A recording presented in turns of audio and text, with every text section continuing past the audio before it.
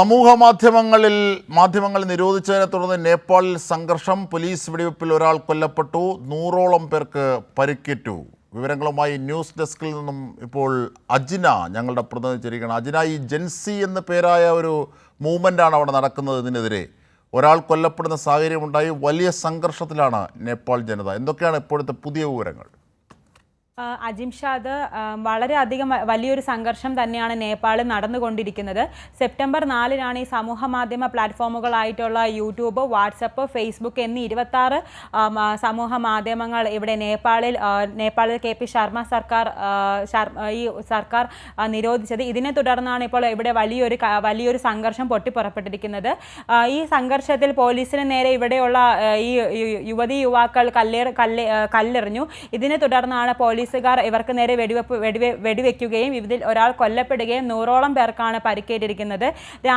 പക്ഷേ രാജ്യസുരക്ഷയെ മുൻനിർത്തിയാണ് 26ഓളം സമൂഹ മാധ്യമങ്ങൾ അവിടെ ബാൻ ചെയ്തത്. പക്ഷേ ഇതെല്ലാം ബാൻ ചെയ്തതെന്നാണ് അവിടുത്തെ സർക്കാർ വ്യക്തമാക്കുന്നത്. എന്നാൽ ഇത്രയും പ്ലാറ്റ്ഫോമുകൾ എന്തിന് ബാൻ ചെയ്തു എന്ന് ചൂണ്ടിക്കാട്ടിയാണ് ഇപ്പോൾ യുവാക്കൾ തെരുവിലിറങ്ങി ഇത്രത്തോളം വലിയൊരു സംഘർഷം നേപ്പാളിൽ രൂപപ്പെട്ടിരിക്കുന്നത്.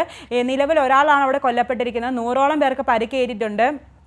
മറ്റൊന്ന് നോക്കേണ്ടത്, ഇപ്പോൾ നിലവിൽ കാഠ്മണ്ഡുവിലാണ് ഇപ്പോൾ വലിയൊരു സംഘർഷം രൂപപ്പെട്ടിരിക്കുന്നത്. ഈ സംഘർഷം രൂപപ്പെട്ടതിൻ്റെ പശ്ചാത്തലത്തിൽ കാഠ്മണ്ഡുവിൽ കർഫ്യൂ ഏർപ്പെടുത്തിയിട്ടുണ്ട്. ഈ കർഫ്യൂ എത്ര മണിക്കൂറാണെന്ന് പറഞ്ഞിട്ടില്ല. ഈ സംഘർഷം അവസാനിക്കുന്നത് വരെയും കാഠ്മണ്ഡുവിൽ കർഫ്യൂ തന്നെ ആയിരിക്കുമെന്നാണ് ഇപ്പോൾ പുറത്തു വരുന്ന റിപ്പോർട്ടുകൾ.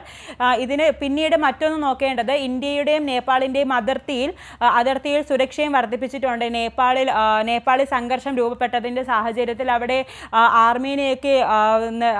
ആർമീനെയൊക്കെ വിന്യസിച്ചിട്ടുണ്ട്. കാരണം എന്തെങ്കിലും ഒരു സംഘർഷം നമ്മുടെ അതിർത്തി പ്രദേശങ്ങളിൽ വരാൻ സാധ്യതയുള്ളതിനാൽ അവിടെയും സുരക്ഷ വർദ്ധിപ്പിച്ചിട്ടുണ്ട്. അജിംഷാദ്, ഇപ്പോഴും സംഘർഷം അവിടെ രൂക്ഷമായി കൊണ്ട് തന്നെയാണ് ഇരിക്കുന്നത്. നമുക്ക് ആ ദൃശ്യങ്ങളിൽ നിന്ന് തന്നെ വ്യക്തമാണ് എത്രത്തോളം സംഘർഷത്തിൻ്റെ ഒരു സംഘർഷമാണ് അവിടെ നടന്നുകൊണ്ടിരിക്കുന്നത്.